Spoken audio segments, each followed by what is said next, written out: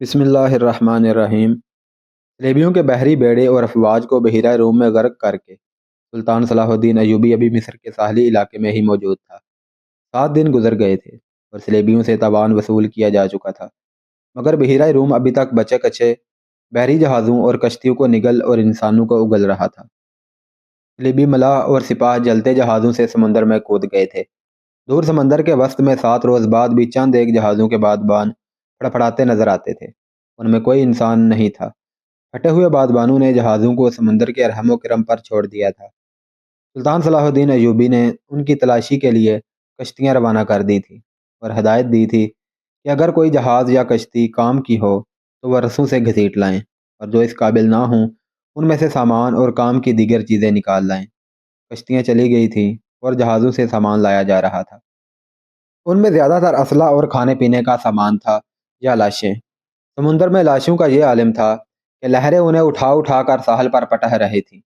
ان میں کچھ تو جلی ہوئی تھیں اور کچھ مچھلیوں کی کھائی ہوئی۔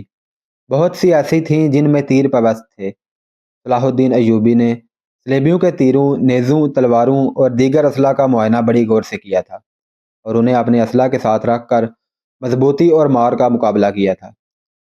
زندہ لوگ بھی تختوں اور ٹوٹی ہوئی کشتیوں پر تیرتے ابھی سمندر سے باہر آ رہے تھے۔ ان بھوکے پیاسے، تھکے اور ہارے ہوئے لوگوں کو لہریں جہاں کہیں ساحل پر لا پھینکتی تھیں وہ وہیں نڈھال ہو کر گر پڑتے اور مسلمان انہیں پکڑ لاتے تھے۔ ساحل کی میلوں لمبائی میں یہی عالم تھا۔ صلاح الدین ایوبی نے اپنی سپاہ کو مصر کے سارے ساحل پر پھیلا دیا تھا اور انتظام کیا تھا کہ جہاں بھی کوئی قیدی سمندر سے نکلے اسے وہیں خشک کپڑے اور خوراک دی جائے، اور جو زخمی ہوں ان کی مرہم پٹی بھی وہیں کی جائے۔ اس اہتمام کے بعد قیدیوں کو ایک جگہ جمع کیا جا رہا تھا۔ صلاح الدین ایوبی گھوڑے پر سوار ساحلی علاقے میں گھوم پھر رہا تھا۔ وہ اپنے خیمے سے کوئی 2 میل دور نکل گیا تھا۔ آگے چٹانی علاقہ تھا۔ چٹانوں کی ایک سمت اور عقب میں صحرا تھا۔ یہ سرسبز صحرا تھا جہاں کھجور کے علاوہ دوسری اقسام کے صحرائی درخت اور جھاڑیاں تھیں۔ صلاح الدین ایوبی گھوڑے سے اترا اور پیدل چٹانوں کے دامن میں چل پڑا۔ محافظ دستے کے 4 سوار اس کے ساتھ تھے۔ اس نے اپنا گھوڑا محافظوں کے حوالے کیا اور انہیں وہیں ٹھہرنے کو کہا۔ اس کے ساتھ 3 سالار تھے۔ ان میں اس کا رفیق خاص بہاؤ الدین شداد بھی تھا۔ وہ اس مارکے سے ایک ہی روز پہلے عرب سے اس کے پاس آیا تھا۔ انہوں نے بھی گھوڑے محافظوں کے حوالے کیے اور سلطان کے ساتھ ساتھ چلنے لگے۔ موسم سرد تھا، سمندر میں تلاطم نہیں تھا۔ لہریں آتی تھیں اور چٹانوں سے دور ہی واپس چلی جاتی تھی۔ ایوبی ٹہلتے ٹہلتے دور نکل گیا اور محافظ دستے کی نظروں سے اوجھل ہو گیا۔ اس کے آگے پیچھے اور بائیں طرف اونچی نیچی چٹانیں اور دائیں طرف ساحل کی ریت تھی۔ وہ ایک چٹان پر کھڑا ہو گیا جس کی بلندی 2 گز تھی۔ اس نے بحیرہ روم کی طرف دیکھا۔ یوں معلوم ہوتا تھا جیسے سمندر کی نلاہٹ سلطان ایوبی کی آنکھوں میں اتر آئی ہو۔ اس کے چہرے پر فتح و نصرت کی مسرت تھی اور اس کی گردن کچھ زیادہ ہی تن گئی تھی۔ اس نے ناک سکیڑ کر کپڑا ناک پر رکھ لیا۔ بولا، کس قدر تعفن ہے۔ اس کی اور سالاروں کی نظریں ساحل پر گھومنے لگیں۔ پھڑپھڑانے کی آواز سنائی دی، پھر ہلکی ہلکی چیخیں سنائی دیں۔ اوپر سے 3 4 گدھ پر پھیلائے اترتے دکھائی دیے اور چٹان کی اوٹ میں جدھر ساحل تھا اترتے گئے۔ ایوبی نے کہا، لاشیں ہیں۔ ادھر گیا تو 15 20 گز دور گدھ 3 لاشوں کو کھا رہے تھے۔ ایک گدھ ایک انسانی کھوپڑی پنجوں میں دبوچ کر اڑا اور جب فضا میں چکر کاٹا تو کھوپڑی اس کے پنجوں سے چھوٹ گئی اور صلاح الدین ایوبی کے سامنے آ گری۔ کھوپڑی کی آنکھیں کھلی ہوئی تھیں جیسے صلاح الدین ایوبی کو دیکھ رہی ہوں۔ چہرے اور بالوں سے صاف پتہ چلتا تھا کہ کسی سلیبی کی کھوپڑی ہے۔ ایوبی کچھ دیر کھوپڑی کو دیکھتا رہا، پھر اس نے اپنے سالاروں کی طرف دیکھا اور کہا، ان لوگوں کی کھوپڑی مسلمانوں کی کھوپڑیوں سے بہتر ہیں۔ یہ ان کھوپڑیوں کا کمال ہے کہ ہماری خلافت عورت اور شراب کی نظر ہوتی جا رہی ہے۔ سلیبی چوہوں کی طرح سلطنت اسلامیہ کو ہڑپ کرتے جا رہے ہیں۔ ایک سالار نے کہا، اور ہمارے بادشاہ انہیں جزیہ دے رہے ہیں۔ شداد نے کہا، فلسطین پر صلیبی قابض ہیں۔ سلطان، کیا ہم امید رکھ سکتے ہیں کہ ہم فلسطین سے انہیں نکال سکیں گے؟ خدا کی ذات سے مایوس نہ ہو شداد، سلطان صلاح الدین ایوبی نے کہا۔ ہم اپنے بھائیوں کی ذات سے مایوس ہو چکے ہیں، ایک اور سالار بولا۔ تم ٹھیک کہتے ہو، سلطان ایوبی نے کہا۔ حملہ جو باہر سے ہوتا ہے اسے ہم روک سکتے ہیں۔ کیا تم میں سے کوئی سوچ بھی سکتا تھا کہ کفار کے اتنے بڑے بحری بیڑے کو تم اتنی تھوڑی طاقت سے نظر آتش کر کے ڈبو سکو گے؟ تم نے شاید اندازہ نہیں کیا کہ اس بیڑے میں جو لشکر آ رہا تھا وہ سارے مصر پر مکھیوں کی طرح چھا جاتا۔ اللہ نے ہمیں ہمت دی اور ہم نے کھلے میدان میں نہیں بلکہ صرف گھات لگا کر اس لشکر کو سمندر کی تہہ میں گم کر دیا۔ مگر میرے دوستو، حملہ جو اندر سے ہوتا ہے اسے تم اتنی آسانی سے نہیں روک سکتے۔ جب تمہارا اپنا بھائی تم پر وار کرے گا تم پہلے یہ سوچو گے کہ کیا تم پر واقعی بھائی نے وار کیا ہے؟ تمہارے بازو میں اس کے خلاف تلوار اٹھانے کی طاقت نہیں ہوگی۔ اگر تلوار اٹھاؤ گے اور اپنے بھائی سے تیغ آزمائی کرو گے تو دشمن موقع غنیمت جان کر دونوں کو ختم کر دے گا۔ وہ آہستہ آہستہ ساحل پر چٹان کے ساتھ ساتھ جا رہا تھا۔ چلتے چلتے رک گیا، جھک کر ریت سے کچھ اٹھایا اور ہتھیلی پر رکھ کر سب کو دکھایا۔ یہ ہتھیلی جتنی بڑی سلیب تھی جو سیاہ لکڑی کی بنی ہوئی تھی، اس کے ساتھ ایک مضبوط دھاگا تھا۔ اس نے ان لاشوں کے بکھرے ہوئے اعضاء کو دیکھا جنہیں گدھ کھا رہے تھے، پھر کھوپڑی کو دیکھا جو گدھ کے پنجوں سے ان کے سامنے آ پڑی تھی۔ وہ تیز تیز قدم اٹھاتا کھوپڑی تک گیا۔ 3 گدھ کھوپڑی کی ملکیت پر لڑ رہے تھے۔ صلاح الدین ایوبی کو دیکھ کر پرے چلے گئے۔ سلطان ایوبی نے سلیب کھوپڑی پر رکھ دی اور دوڑ کر اپنے سالاروں سے جا ملا۔ کہنے لگا، میں نے سلیبیوں کے ایک قیدی افسر سے باتیں کی تھی، اس کے گلے میں بھی ایک سلیب تھی۔ اس نے بتایا کہ سلیبی لشکر میں جو بھی بھرتی ہوتا ہے اس سے سلیب پر ہاتھ رکھ کر حلف لیا جاتا ہے کہ وہ سلیب کے نام پر جان کی بازی لگا کر لڑے گا اور وہ روئے زمین سے آخری مسلمان کو بھی ختم کر کے دم لے گا۔ اس حلف کے بعد ہر لشکری کے گلے میں سلیب لٹکا دی جاتی ہے۔ یہ سلیب مجھے ریت سے ملی ہے، معلوم نہیں کس کی تھی۔ میں نے اس کھوپڑی پر رکھ دی ہے تاکہ اس کی روح سلیب کے بغیر نہ رہے۔ اس نے سلیب کی خاطر جان دی ہے۔ سپاہی کو سپاہی کے حلف کا احترام کرنا چاہیے۔ سلطان شداد نے کہا، یہ تو آپ کو معلوم ہے کہ سلیبی یروشلم کے مسلمان باشندوں کا کتنا کچھ احترام کر رہے ہیں۔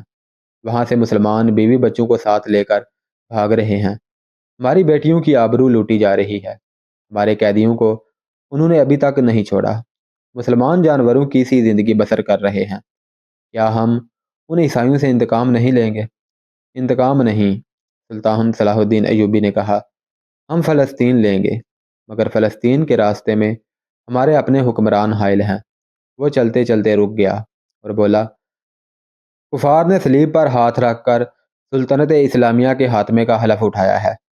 میں نے اپنے اللہ کے حضور کھڑے ہو کر اور ہاتھ اپنے سینے پر رکھ کر قسم کھائی ہے کہ فلسطین ضرور لوں گا اور سلطنت اسلامیہ کی سرحدیں افق تک لے جاؤں گا۔ مگر میرے رفیقو، مجھے اپنی تاریخ کا مستقبل کچھ روشن نظر نہیں آتا۔ ایک وقت تھا کہ عیسائی بادشاہ تھے اور ہم جنگجو۔ اب ہمارے بزرگ بادشاہ بنتے جا رہے ہیں اور عیسائی جنگجو۔ دونوں قوموں کا رجحان دیکھ کر میں کہہ رہا ہوں کہ ایک وقت آئے گا جب مسلمان بادشاہ بن جائیں گے مگر عیسائی ان پر حکومت کریں گے۔ مسلمان اسی میں بدمست رہیں گے کہ ہم بادشاہ ہیں، آزاد ہیں، مگر وہ آزاد نہیں ہوں گے۔ میں فلسطین لے لوں گا، مگر مسلمانوں کا رجحان بتا رہا ہے کہ وہ فلسطین گنوا بیٹھیں گے۔ عیسائیوں کی کھوپڑی بڑی تیز ہے۔ 50,000 سوڈانی لشکر کون پال رہا تھا؟ ہماری خلافت اپنی آستین میں ناجی نام کا سانپ پالتی رہی ہے۔ میں پہلا امیر مصر ہوں جس نے دیکھا ہے کہ یہ لشکر ہمارے لیے نہ صرف بیکار ہے بلکہ خطرناک بھی ہے۔ اگر ناجی کا ہاتھ پکڑا نہ جاتا تو آج ہم سب اس لشکر کے ہاتھوں مارے جا چکے ہوتے یا اس کے قیدی ہوتے۔ اچانک ہلکا سا سناٹا سنائی دیا اور ایک تیر صلاح الدین ایوبی کے دونوں پاؤں کے درمیان ریت میں لگا۔ جدھر سے تیر آیا تھا اس طرف سلطان صلاح الدین ایوبی کی پیٹھ تھی۔ سالاروں میں سے بھی کوئی ادھر نہیں دیکھ رہا تھا۔ سب نے بدک کر اس طرف دیکھا جدھر سے تیر آیا تھا۔ ادھر نوکیلی چٹانیں تھیں۔ تینوں سالار اور سلطان صلاح الدین ایوبی دوڑ کر ایک ایسی چٹان کی اوٹ میں ہو گئے جو دیوار کی طرح عمودی تھی۔ انہیں توقع تھی کہ اور بھی تیر آئیں گے۔ تیروں کے سامنے میدان میں کھڑے رہنا کوئی بہادری نہیں تھی۔ شہزاد نے منہ میں انگلیاں رکھ کر زور سے سیٹی بجائی۔ محافظ دستہ تھوڑی دور تھا۔ ان کے گھوڑوں کے سر پر ٹاپوں کی آواز سنائی دی۔ اس کے ساتھ ہی تینوں سالار اس طرف دوڑ پڑے جس طرف سے تیر آیا تھا۔ وہ بکھر کر چٹانوں پر چڑھ گئے۔ چٹانیں زیادہ اونچی نہیں تھیں صلاح الدین ایوبی بھی ان کے پیچھے گیا۔ ایک سالار نے اسے دیکھ لیا اور کہا، سلطان آپ سامنے نہ آئیں، مگر سلطان ایوبی رکا نہیں۔ محافظ پہنچ گئے۔ صلاح الدین ایوبی نے انہیں کہا، ہمارے گھوڑے یہیں چھوڑ دو اور چٹانوں کے پیچھے جاؤ۔ ادھر سے ایک تیر آیا ہے، جو کوئی نظر آئے اسے پکڑ لاؤ۔ سلطان ایوبی چٹان کے اوپر گیا تو اسے اونچی نیچی چٹانیں دور دور تک پھیلی ہوئی نظر آئیں۔ وہ اپنے سالاروں کو ساتھ لیے پچھلی طرف اتر گیا اور ہر طرف گھوم پھر کر اور چٹانوں پر چڑھ کر دیکھا۔ کسی انسان کا نشان تک نظر نہیں آیا۔ محافظ چٹانی علاقے کے اندر اوپر اور ادھر ادھر گھوڑے دوڑا رہے تھے۔ صلاح الدین ایوبی نیچے اتر کے وہاں گیا جہاں ریت میں تیر گڑا ہوا تھا۔ اس نے اپنے رفیقوں کو بلایا اور تیر پر ہاتھ مارا۔ تیر گر پڑا۔ سلطان ایوبی نے کہا، دور سے آیا ہے اس لیے پاؤں میں لگا ہے، ورنہ گردن یا پیٹھ میں لگتا۔ ریت میں بھی زیادہ نہیں اترا۔ اس نے تیر اٹھا کر دیکھا اور کہا، سلیبیوں کا ہے، حشیشین کا نہیں۔ سلطان کی جان خطرے میں ہے، ایک سالار نے کہا، اور ہمیشہ خطرے میں رہے گی۔ صلاح الدین ایوبی نے ہنس کر کہا، میں بحیرہ روم میں کفار کی وہ کشتیاں دیکھنے نکلا تھا جو ملاحوں کے بغیر ڈول رہی ہیں، مگر میرے عزیز دوستو، کبھی نہ سمجھنا کہ سلیبیوں کی کشتی ڈول رہی ہے۔ وہ پھر آئیں گے، گھٹاؤں کی طرح گرجتے آئیں گے اور برسیں گے بھی، لیکن وہ زمین کے نیچے سے اور پیٹھ کے پیچھے سے بھی وار کریں گے۔ ہمیں اب سلیبیوں سے ایسی جنگ لڑنی ہے جو صرف فوجیں نہیں لڑیں گی۔ میں جنگی تربیت میں ایک اضافہ کر رہا ہوں۔ یہ فن حرب و ضرب کا نیا باب ہے، اسے جاسوسوں کی جنگ کہتے ہیں۔ سلطان صلاح الدین ایوبی تیر ہاتھ میں لیے گھوڑے پر سوار ہو گیا اور اپنے کیمپ کی طرف چل پڑا۔ اس کے سالار بھی گھوڑوں پر سوار ہو گئے۔ ان میں سے ایک نے سلطان کے دائیں طرف اپنا گھوڑا کر دیا، ایک نے بائیں کو، اور ایک نے اپنا گھوڑا اس کے بالکل پیچھے اور قریب رکھا تاکہ کسی بھی طرف سے تیر آئے تو صلاح الدین ایوبی تک نہ پہنچ سکے۔ صلاح الدین ایوبی نے اس تیر پر ذرا سی بھی پریشانی کا اظہار نہیں کیا جو کسی نے اسے قتل کرنے کے لیے چلایا تھا۔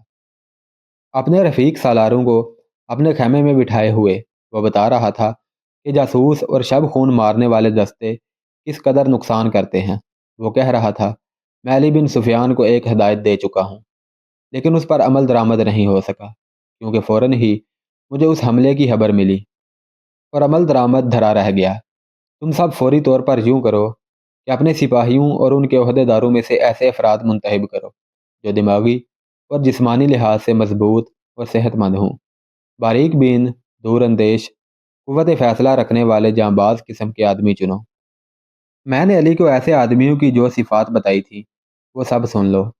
ان میں اونٹ کی مانند زیادہ سے زیادہ دن بھوک اور پیاس برداشت کرنے کی قوت ہو، چیتے کی طرح جھپٹنا جانتے ہوں، عقاب کی طرح ان کی نظریں تیز ہوں، خرگوش اور ہرن کی طرح دوڑ سکتے ہوں، مسلح دشمن سے ہتھیار کے بغیر بھی لڑ سکیں، ان میں شراب اور کسی دوسری نشہ آور چیز کی عادت نہ ہو، کسی لالچ میں نہ آئیں، عورت کتنی ہی حسین مل جائے اور زر و جواہرات کے انبار ان کے قدموں میں لگا دیے جائیں، وہ نظر اپنے فرض پر رکھیں، اپنے دوستوں اور ان کے کمانداروں کو خاص طور پر ذہن نشین کرائیں کہ عیسائی بڑی ہی خوبصورت اور جوان لڑکیوں کو جاسوسی کے لیے اور فوجوں میں بے اطمینانی پھیلانے کے لیے اور عسکریوں کو جذبے کے لحاظ سے بیکار کرنے کے لیے استعمال کر رہے ہیں۔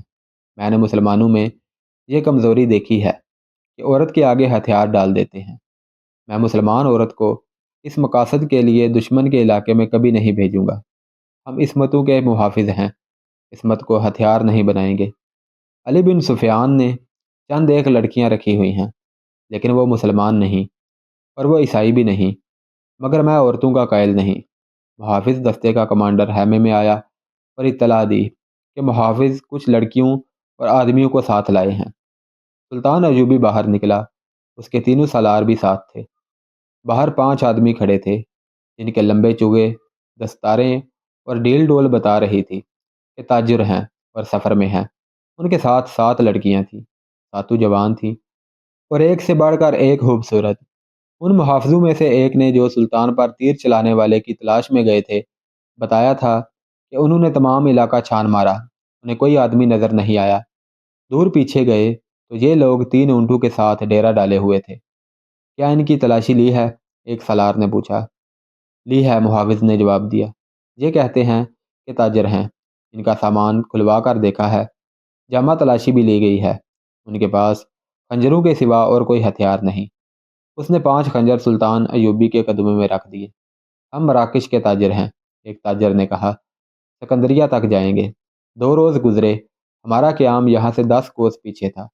پرسوں شام یہ لڑکیاں ہمارے پاس آئیں، ان کے کپڑے بھیگے ہوئے تھے۔ انہوں نے بتایا کہ یہ سسلی کی رہنے والی ہیں اور انہیں عیسائی فوج کا ایک کماندار گھروں سے پکڑ کر ساتھ لے آیا اور ایک بحری جہاز میں سوار کیا۔ ان کے ماں باپ غریب ہیں۔ یہ کہتی ہیں کہ بے شمار جہاز اور کشتیاں چل پڑیں۔ لڑکیوں والے جہاز میں چند اور کماندار قسم کے آدمی تھے اور ان کی فوج بھی تھی۔ وہ سب ان لڑکیوں کے ساتھ شراب پی کر عیش و عشرت کرتے رہے۔ اس ساحل کے قریب آئے تو جہازوں پر آگ کے گولے گرنے لگے۔ تمام لوگ جہازوں سے سمندر میں کودنے لگے۔ ان لڑکیوں کو انہوں نے ایک کشتی میں بٹھا کر جہاز سے سمندر میں اتار دیا۔ یہ بتاتی ہیں کہ انہیں کشتی چلانی نہیں آتی تھی۔ کشتی سمندر میں ڈولتی اور بھٹکتی رہی۔ پھر ایک روز خود ہی ساحل سے آ لگی۔ ہمارا قیام ساحل کے ساتھ تھا۔ یہ ہمارے پاس آ گئی، بہت ہی بری حالت میں تھی۔ ہم نے انہیں پناہ میں لے لیا۔ انہیں ہم دھتکار تو نہیں سکتے تھے۔ ہمیں کچھ سمجھ نہیں آ رہی تھی کہ ان کا کیا کریں۔ پچھلے پڑاؤ سے یہاں تک انہیں ساتھ لائے ہیں۔ یہ سوار آ گئے اور ہمارے سامان کی تلاشی لینے لگے۔ ہم نے ان سے تلاشی کی وجہ پوچھی تو انہوں نے بتایا کہ سلطان صلاح الدین ایوبی امیر مصر کا حکم ہے۔ ہم نے ان کی منت سماجت کی کہ ہمیں اپنے سلطان کے حضور لے چلو۔ ہم عرض کریں گے کہ ان لڑکیوں کو اپنی پناہ میں لے لیں۔ ہم سفر میں ہیں، انہیں کہاں کہاں لیے پھریں گے۔ لڑکیوں سے پوچھا تو وہ سسلی کی زبان بول رہی تھی۔ وہ ڈری ڈری سی لگتی تھی۔ ان میں سے 2-3 اکٹھی ہی بولنے لگی۔ سلطان صلاح الدین ایوبی نے تاجروں سے پوچھا کہ ان کی زبان کون سمجھتا ہے۔ ایک نے بتایا کہ صرف میں سمجھتا ہوں۔ یہ التجا کر رہی ہے کہ سلطان انہیں پناہ میں لے لے۔ کہتی ہیں کہ ہم تاجروں کے قافلے کے ساتھ نہیں جائیں گی، کہیں ایسا نہ ہو کہ راستے میں ڈاکو ہمیں اٹھا کر لے جائیں۔ ادھر جنگ بھی ہو رہی ہے، ہر طرف عیسائیوں اور مسلمانوں کے سپاہی بھاگتے دوڑتے پھر رہے ہیں۔ ہمیں سپاہیوں سے بہت ڈر آتا ہے۔ ایک لڑکی نے کچھ کہا تو اس کی زبان جاننے والے تاجر نے سلطان ایوبی سے کہا کہ یہ چاہتی ہے کہ ہمیں مسلمانوں کے بادشاہ تک پہنچا دو، ہو سکتا ہے اس کے دل میں رحم آ جائے۔ ایک اور لڑکی بول پڑی، اس کی آواز رندھائی ہوئی تھی۔ تاجر نے کہا، یہ کہتی ہے کہ ہمیں عیسائی سپاہیوں کے حوالے نہ کیا جائے۔ میں مسلمان ہو جاؤں گی بشرط یہ کہ کوئی اچھی حیثیت والا مسلمان میرے ساتھ شادی کر لے۔ 2-3 لڑکیاں پیچھے کھڑی منہ چھپانے کی کوشش کر رہی تھی۔ ان کے چہروں پر گھبراہٹ تھی، بات کرتے شرماتی یا ڈرتی تھی۔ صلاح الدین ایوبی نے تاجر سے کہا، انہیں کہو کہ یہ عیسائیوں کے پاس نہیں جانا چاہتی تو ہم انہیں اسلام قبول کرنے پر مجبور نہیں کر سکتے۔ یہ لڑکی جو کہہ رہی ہے کہ مسلمان ہو جائے گی بشرط یہ کہ کوئی مسلمان اس کے ساتھ شادی کر لے، اسے کہو کہ میں اس کی پیشکش قبول نہیں کر سکتا۔ یہ خوف اور مجبوری کے عالم میں اسلام قبول کرنا چاہتی ہے۔ انہیں بتاؤ کہ انہیں مجھ پر اعتماد ہے تو میں انہیں اسلام کی بیٹیوں کی طرح پناہ میں لیتا ہوں۔ اپنے دارالحکومت میں جا کر یہ انتظام کر دوں گا کہ انہیں عیسائی راہبوں یا کسی پادری کے پاس بھجوا دوں گا۔ پادری یروشلم میں ہوں گے۔ دوسری صورت یہ ہے کہ جب عیسائی قیدیوں کو آزاد کیا جائے گا تو میں کوشش کروں گا کہ ان کی شادیاں قابل اعتماد اور اچھی حیثیت کے قیدیوں کے ساتھ کر دوں۔ انہیں یہ بھی بتا دو کہ کسی مسلمان کو ان سے ملنے کی اجازت نہیں ہوگی، ورنہ انہیں اجازت ہوگی کہ کسی مسلمان سے ملیں۔ ان کی ضروریات اور عزت کا خیال رکھا جائے گا۔ تاجر نے لڑکیوں کو ان کی زبان میں سلطان ایوبی کی ساری باتیں بتائیں تو ان کے چہروں پر رونق آ گئی۔ وہ ان شرائط پر رضامند ہو گئی۔ تاجر شکریہ ادا کر کے چلے گئے۔ صلاح الدین ایوبی نے لڑکیوں کے لیے الگ خیمہ لگانے اور خیمے کے باہر ہر وقت ایک سنتری موجود رہنے کا حکم دیا۔ وہ خیمے کی جگہ بتانے ہی لگا تھا کہ 6 صلیبی سلطان ایوبی کے سامنے لائے گئے۔ وہ بہت ہی بری حالت میں تھے۔ ان کے کپڑے بھیگے ہوئے تھے، کپڑوں پر خون بھی تھا، ریت بھی۔ ان کے چہرے لاشوں کی مانند تھے۔ ان کے متعلق بتایا گیا کہ 1.5-2 میل دور ساحل پر بے سود پڑے تھے۔ وہ ٹوٹی ہوئی کشتی پر تیر رہے تھے۔ ایک دن کشتی پانی بھر جانے سے ڈوب گئی۔ یہ سب تیر کر ساحل تک پہنچے۔ کشتی میں 22 آدمی سوار ہوئے تھے، صرف یہ 6 زندہ بچے۔ ان سے چلا نہیں جا رہا تھا۔ یہ صلیبی لشکر کے سپاہی تھے۔ وہ سب دھڑام سے بیٹھ گئے۔ ان میں سے ایک چہرے مورے سے لگتا تھا کہ معمولی سپاہی نہیں، وہ کراہ رہا تھا۔ اس کے کپڑوں پر خون کا ایک دھبا بھی نہ تھا، مگر زخمیوں سے زیادہ تکلیف میں معلوم ہوتا تھا۔ اس نے ساتوں لڑکیوں کو غور سے دیکھا اور پھر کراہنے لگا۔ یہ صلاح الدین ایوبی کا حکم تھا کہ ہر ایک قیدی اسے دکھایا جائے، کیونکہ قیدی ابھی تک سمندر سے بچ بچ کر نکل رہے تھے، اس لیے ہر ایک قیدی سلطان ایوبی کے سامنے لایا جاتا تھا۔ اس نے قیدیوں کو بھی دیکھا، کسی سے کوئی بات نہیں کی، البتہ اس قیدی کو جو سب سے زیادہ کراہ رہا تھا اور جس کے جسم پر کوئی زخم بھی نہ تھا۔ سلطان نے غور سے دیکھا اور آہستہ سے اپنے سالاروں سے کہا، علی بن سفیان ابھی تک نہیں آیا؟ ان تمام قیدیوں سے جو اب تک ہمارے پاس آ چکے ہیں بہت کچھ پوچھنا ہے، ان سے معلومات لینی ہے۔ اس نے اس قیدی کی طرف دیکھ کر کہا، یہ آدمی کماندار معلوم ہوتا ہے، اسے نظر میں رکھنا، اور جب بھی علی بن سفیان آئے تو اسے کہنا کہ اس سے تفصیلی پوچھ گچھ کرے۔ معلوم ہوتا ہے اسے اندر کی چوٹیں آئی ہیں، شاید پسلیاں ٹوٹی ہوئی ہیں۔ انہیں فوراً زخمی قیدیوں کے خیموں میں پہنچا دو، انہیں کھلاؤ اور ان کی مرہم پٹی کرو۔